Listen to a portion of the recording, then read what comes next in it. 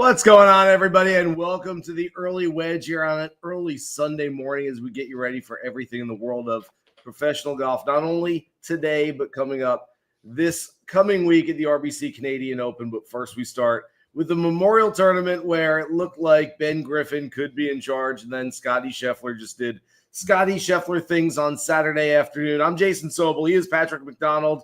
Here to take all of your questions, so jump in the chat. We'll get to everything for this Sunday and beyond. You got Scottie Scheffler questions. You've got non-Scottie questions.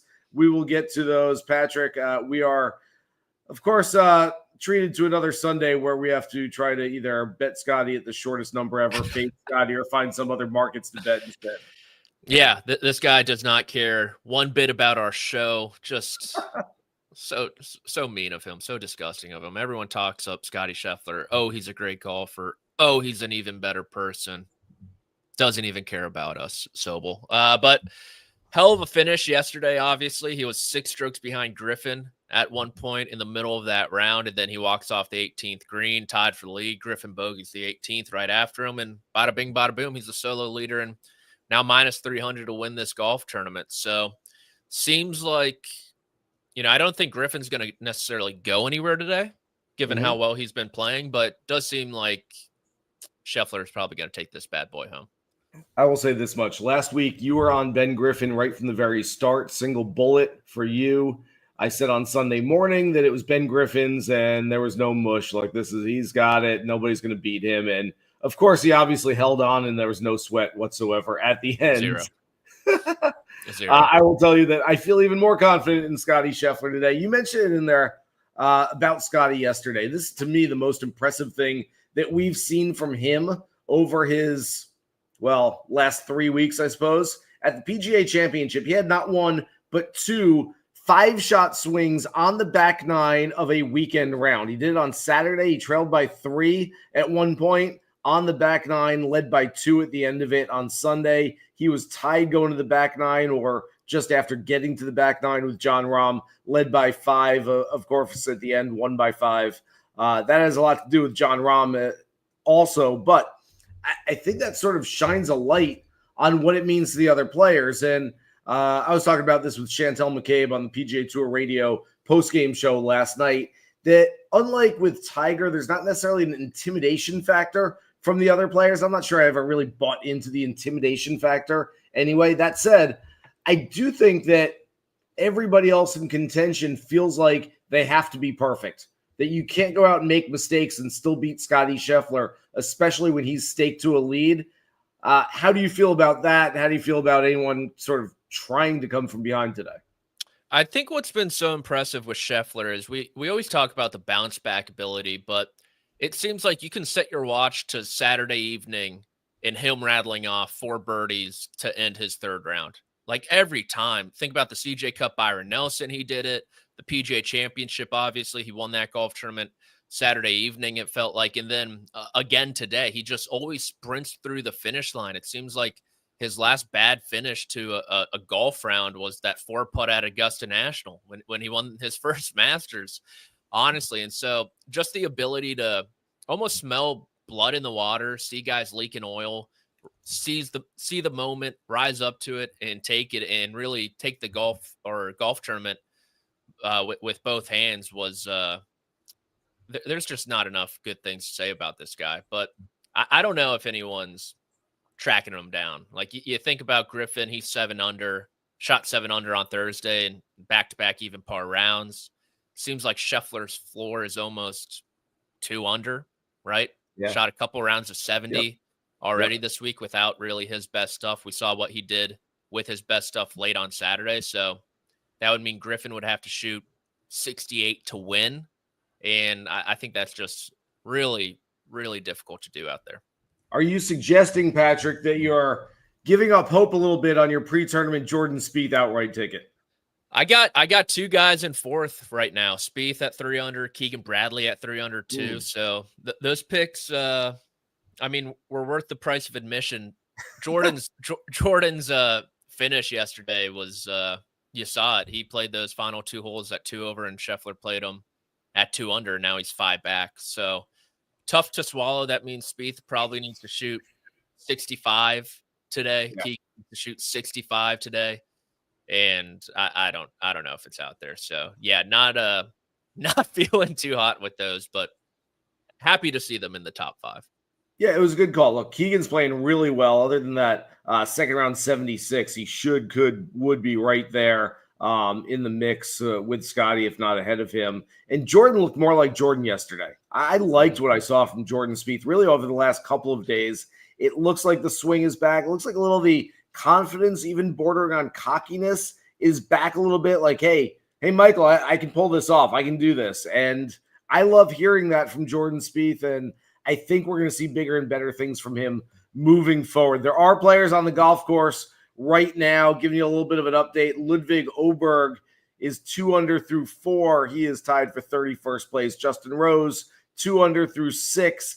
Davis Thompson, Minwoo Lee, both under par early in their rounds. Matt Fitzpatrick, 2 under through 7. Alex Noren is under par. So maybe a little more gettable today. I don't think so. I want to read what Josh put in our rundown just because it's so good that I can't leave it out for everybody else. What's happening on the course already? Not a ton happening on the course at this point. Just a bunch of guys getting beat up by Muirfield Village on a week where they don't have their best stuff. I think that summarizes things a lot better than I could do it, Patrick. Yeah, it does. I guess a couple guys to keep an eye on with the Canadian Open next week too.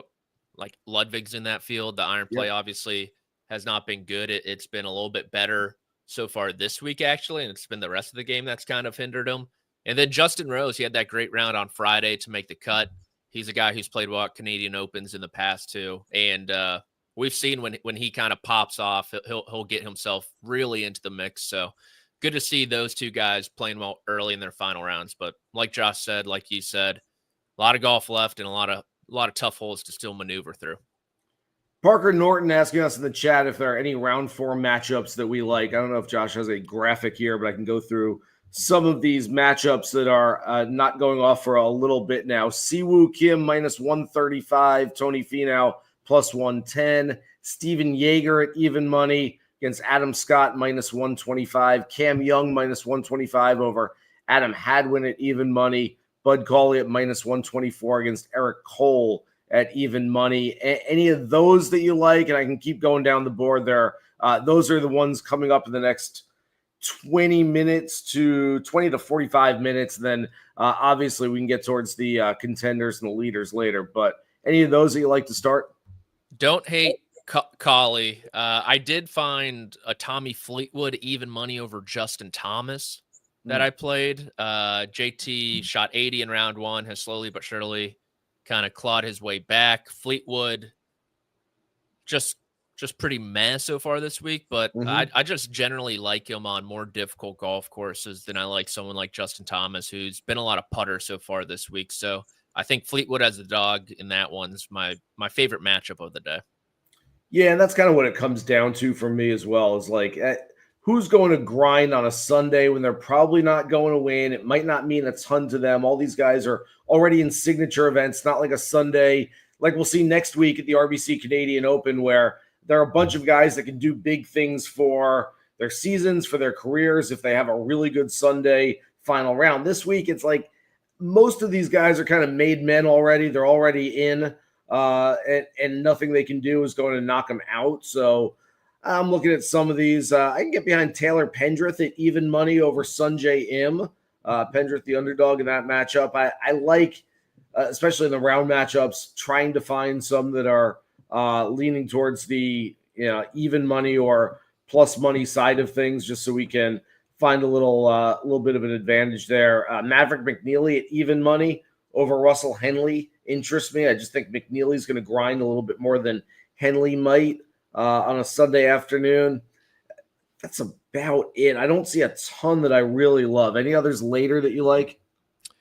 Not really. I mean, I'm glad you brought up Pendrith. I like him for top 20 at even money. Also, he's currently tied for 20th at 2 over. The putter's been brutal, but you think about the tee to green metrics. He's 5th in approach, 7th tee to green, top 10 in terms of greens and regulation. He's shot 73, 72, 73, and he's been even on the par 5 so far this week. So if you can use that distance of his, take advantage of 2 or 3 of them today, I think he has a good chance of, I mean, he's already inside the top 20, so moving up a little bit and cashing it at even money. Christopher May in the chat asked, I have a Griffin win without Scottie. Any threats to Griffin finishing second? Yeah, there's definitely some threats to Griffin. Look, you mentioned, Patrick, that you don't think Griffin is going to fade too much. I really, other than the Scottie types, the Rory types, the superstars of the game, anytime a player wins, especially when it's one of the first wins of their career, I feel like you play them for a couple of days, then at some point they're just going to hit a wall. They're just not going to be able to keep that momentum. I've been impressed with Ben Griffin, what he's been able to do staying up there. Boy, I think there's a lot of, if not pressure on him, at least a lot of focus on Ben Griffin. The week after winning his first PGA Tour event as an individual, of course, he won the Zurich earlier this year, playing alongside Scottie, difficult golf course.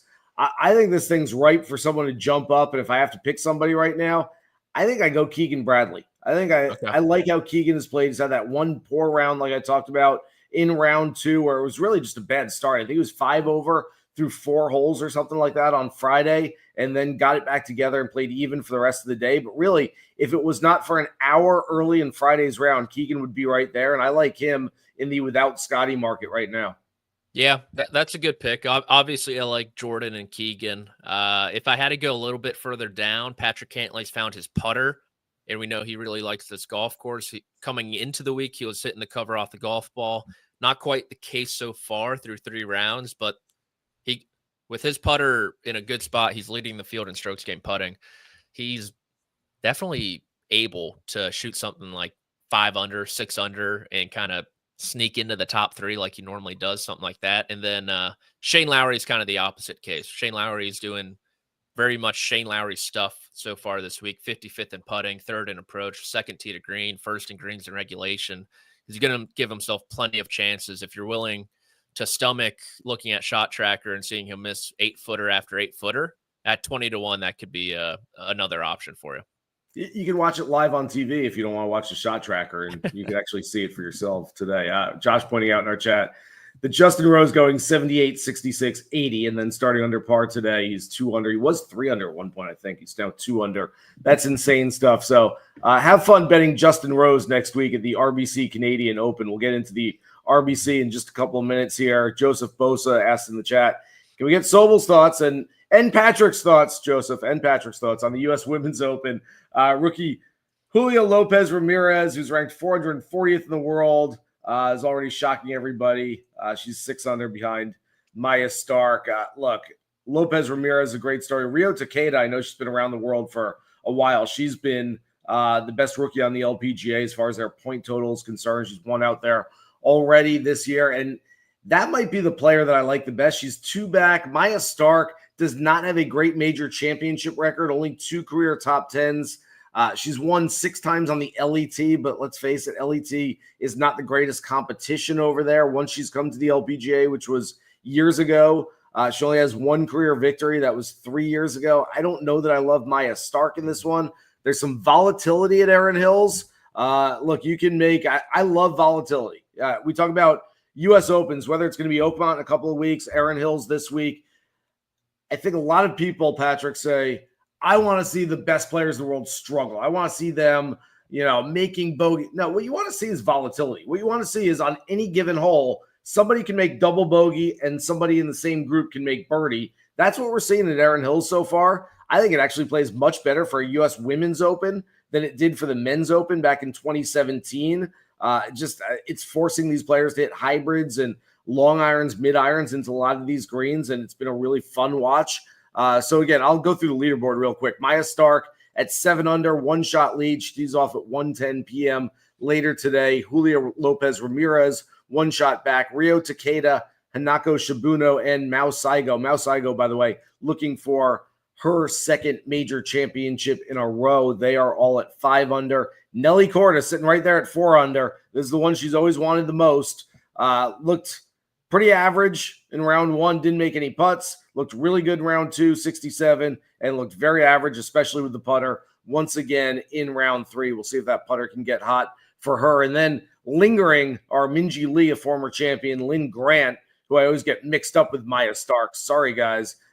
They are very, very similar in every single statistical category, where they're from. Even their names have 4 letters in the first name and 5 in the last name. So I get Grant and Stark confused, but Stark's on top. And then Sarah Schmelzel right there. By the way, if you haven't heard Sarah Schmelzel on the Subpar podcast and her story about getting caught on a hot mic and what she said, it's become, amongst myself and some of my friends, it's become the go-to phrase when we hit a bad shot on the golf course. It's something, it's blank you, Sarah, which we just say ourselves to me, like, Sobel, it's a bad shot. It's blank you, Sarah, which I feel like Sarah Schmelzel would appreciate. All of that said, Patrick, I'm going Rio Takeda here today. She's been steady so far. She's been playing some good golf all year. Underrated player. What do you think? I like Minjee at 16 to 1 right there. 4 strokes back, a winner, like you said already. A lot of volatility at Erin Hills. I think she could get out a little bit early. She's about 40 minutes before that final group and apply a little pressure. Yeah, it's been fun watch. Like I said, Erin Hills, I know this sounds strange, but for the U.S. Open when it was there in 2017, I was there. Brooks Koepka shoots 16 under. There's 7 players double digits under par. It's like, yeah, it's not a bad golf course. It's just not really a U.S. Open setup. And I think it's played much better for the women this week. So we will see. We're going to take a quick break, hear from our sponsors. We'll be back to get into the RBC Canadian Open in just a couple of minutes. When you need your sports news all the time, we've got breaking news to bring to you. CBS Sports HQ gives you a snapshot of all the sports that matter to you. When you need your sports in a snap, find it on CBS Sports HQ, streaming free anywhere you are.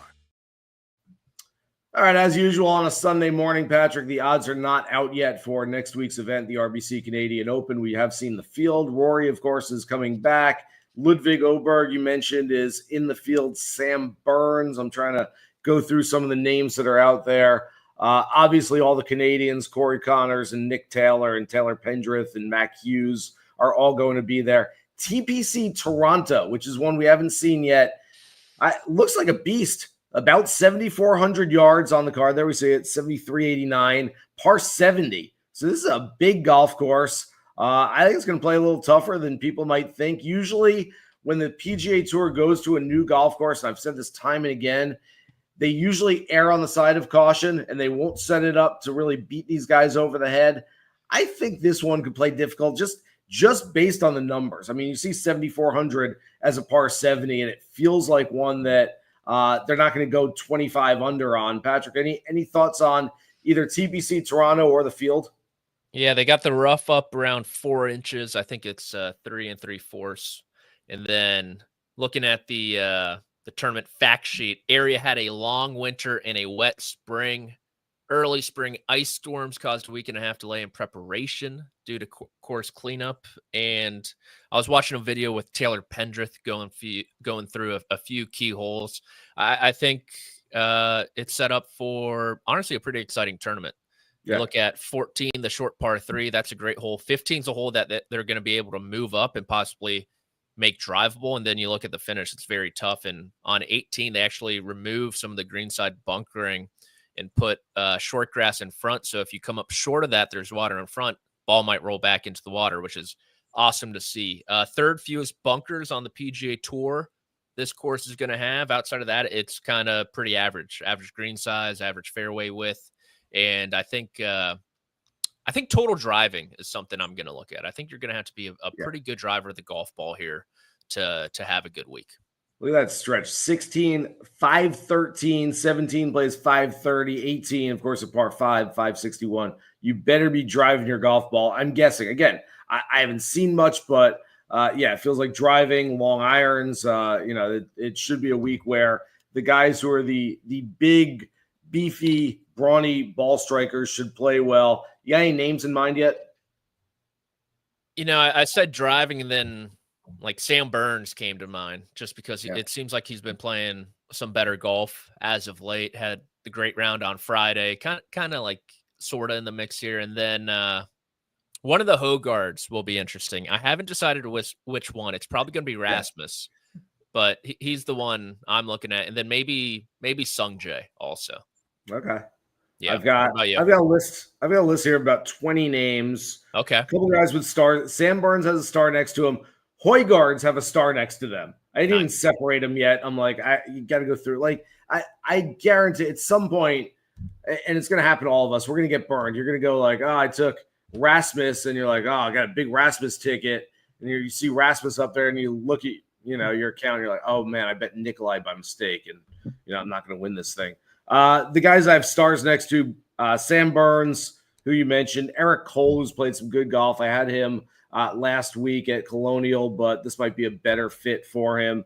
Kurt Kitayama starting to come around. I know everyone liked him early in the year, and the stats looked really good. The price was too short for me. His price has gone up a little bit lately, and he's a guy that I'll like. Thorbjorn Olesen maybe a little bit. Tends to play well on bigger golf courses. I'll probably get fooled into Keith Mitchell again, at least for the first round.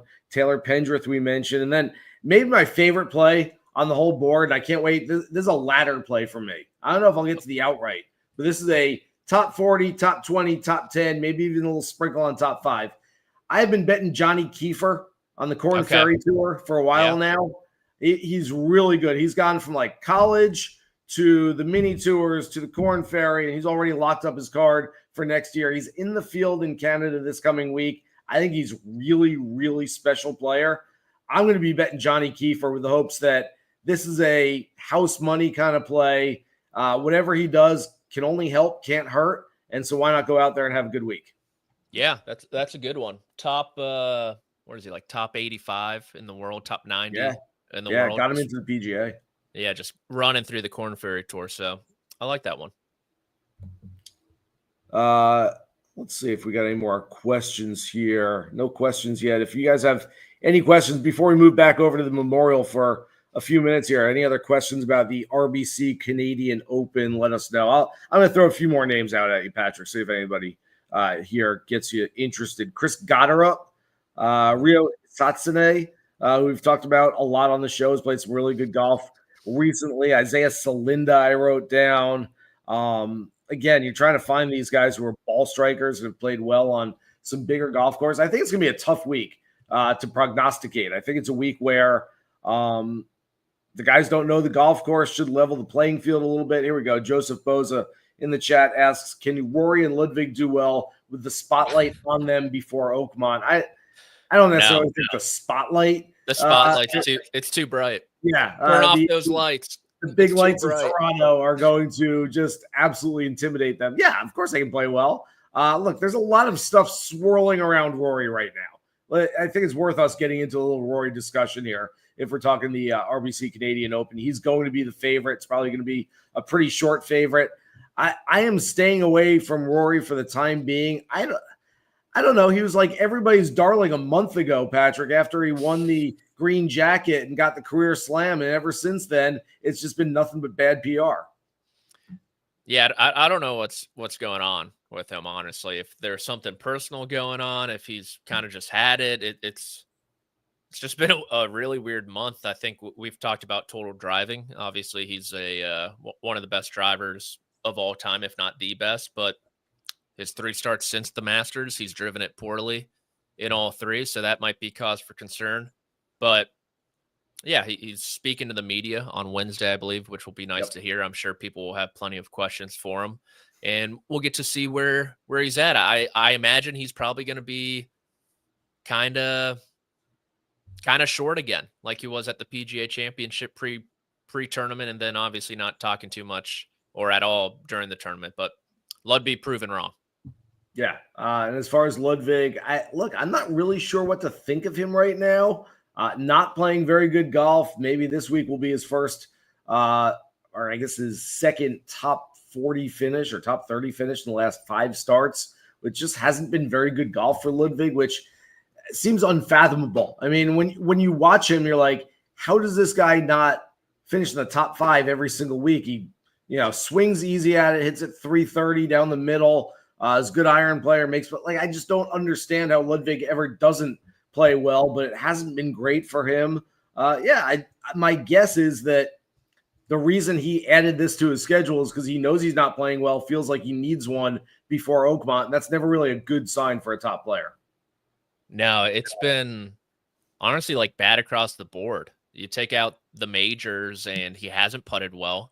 Short game's always been meh. And then iron play has not been good so far outside of really that one win at the Farmers or at the Genesis Invitational. And then the driver, which we talk about it as being so good, it has kind of been trending downwards. And at the PGA Championship, he drove the ball pretty poorly. So look, he's the type of guy, regardless of form, he can go out and win the golf tournament just because he's that damn talented. But he's not really showing any signs to suggest that's going to happen next week. Josh put in our chat that Luke Clanton is also making his professional debut. I'm less excited about that than I might have been a year ago. He's still really good. The Luke Clanton mania is kind of subsided for me. I know there's a show on CBS, which I should probably promote. Luke Clanton, I forget the exact title of it. I just saw it a few minutes ago, but a half-hour special on Luke Clanton before round 4 coverage of the Memorial today. So check that out, and maybe you'll be a big fan. Maybe you'll start betting him coming up this week. I will probably stay away from Luke just for a little bit, but Josh also points out the Kashmir Keith first-round leader bet is basically a lock. Thursday, Scottie is back at TPC Toronto coming up this week. Before we move on to the Memorial, we mentioned Oakmont tangentially. We've got the U.S. Open coming up in just a week and a half.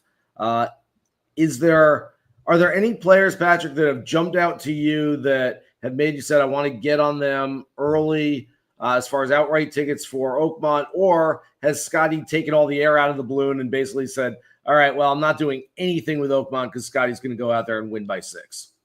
So Scottie Scheffler is plus 280 to win the U.S. Open. Yes.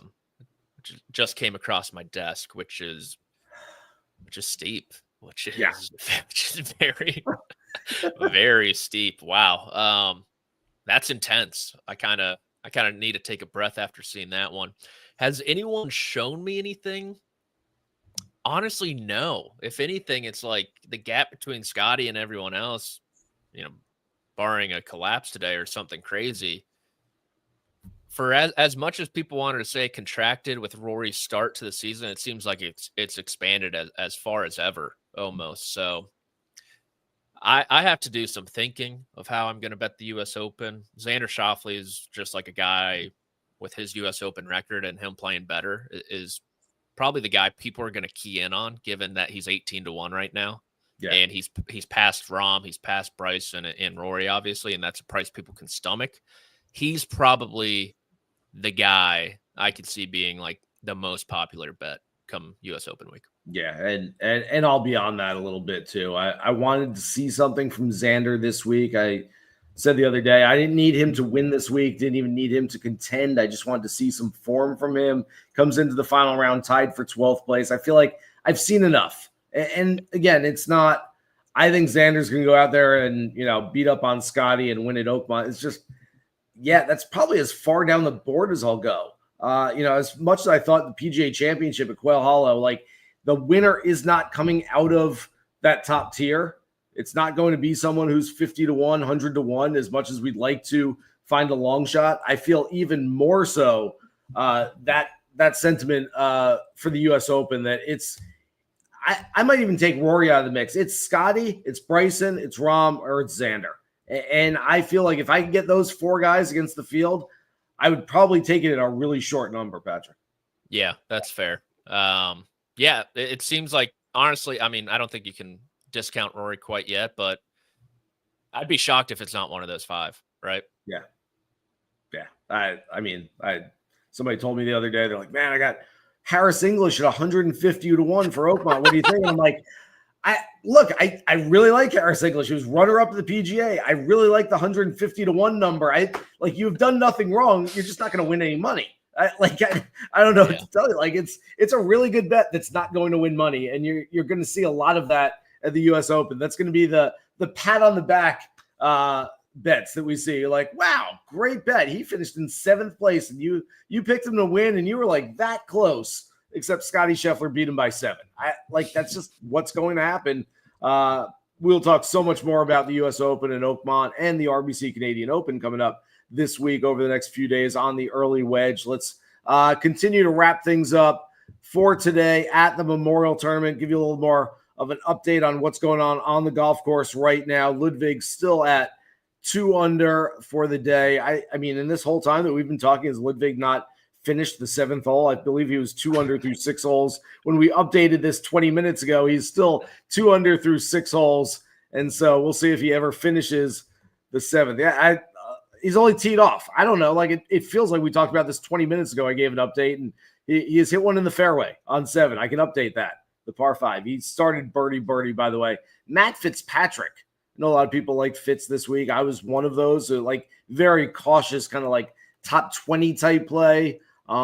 He's inching up on it very slowly. I don't think he's going to get there, but an eagle and 2 birdies on the front 9 today. He bogeyed the first, but he is 3 under through 9. That is the best score on the course. And there's some guys over par, not other than Austin Eckroat, who's 6 over through 12 and just trying to get out of Dodge soon. There's not a whole lot of big ones. I feel like yesterday, Patrick, at this time in the round early on, hours before the leaders were going to tee off, we saw some big numbers out there. We're not really seeing those big numbers today, so maybe the course is a little, if not more gettable, at least a little more forgiving today.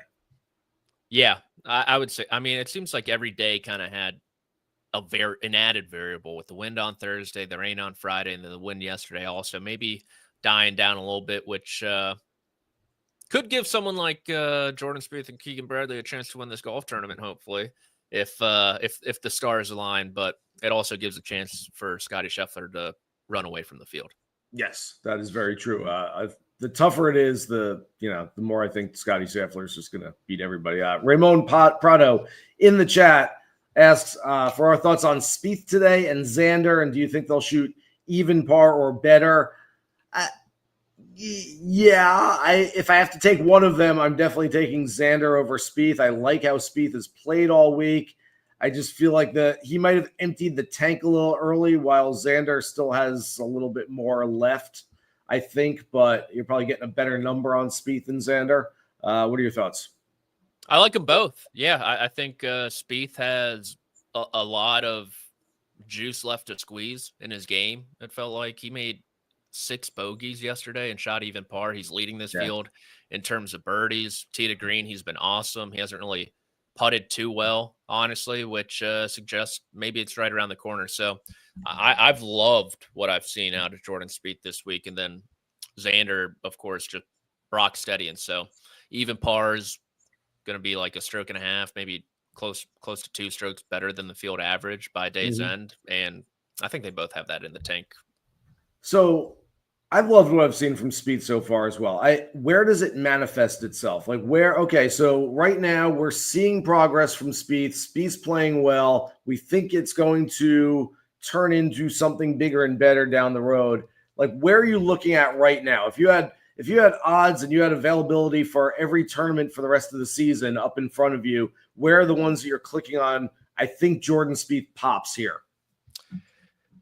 Well, it's weird. So he has the win at the Travelers in 17, but he has sucked at Cromwell outside of that. So that's probably a spot people would think. U.S. Open, not going to get into Spieth there, despite him driving the piss out of the golf ball. So I'd say Travelers right now. It would be the spot for me. What about you? Yeah, there aren't too many tournaments left. John Deere Classic, if he plays that. I can't imagine he's going to play it. I know he's the favorite. Yeah, he's always live for the Open, no matter the form. The Open could be very, very interesting. That's a place where, creativity reigns. It's not about how far you hit it. You don't even have to hit it that straight most of the time. But you got to be creative, and Jordan's as creative as anybody out there. That could be a very, very intriguing play, I think. And he can make some mistakes out there and make up for them. I'm kind of looking at the BMW. They're back at Caves Valley. The last time they played there, Bryson and Cantlay shot 93 under par to get into a playoff. And if you can go super low, I think Jordan can go out there, and as we saw yesterday, he can make birdies in bunches right now. And, he might make a couple of mistakes, but when you're going that low anyway, it's like, let's step on the gas pedal and see what happens. So Yeah, I know that might sound weird right now. Like, hey, where do you like Jordan Spieth over the next couple of months? And I'm like, BMW Championship, Caves Valley. Like, that's just a weird one to pick out. But I don't know. That feels like the place where Jordan might pop once again. But yeah, the Open could be very, very intriguing. I'm looking forward to that. So we've got tons more content for you coming up for the RBC Canadian Open. Stay tuned to the Early Wedge here on CBS Sports throughout the entire week. And you can catch all Patrick's stuff over at CBSSports.com. Thanks everybody out there for watching and listening today. Good luck with all your bets for the Memorial Tournament and the U.S. Women's Open. And we'll catch you next time on the Early Wedge.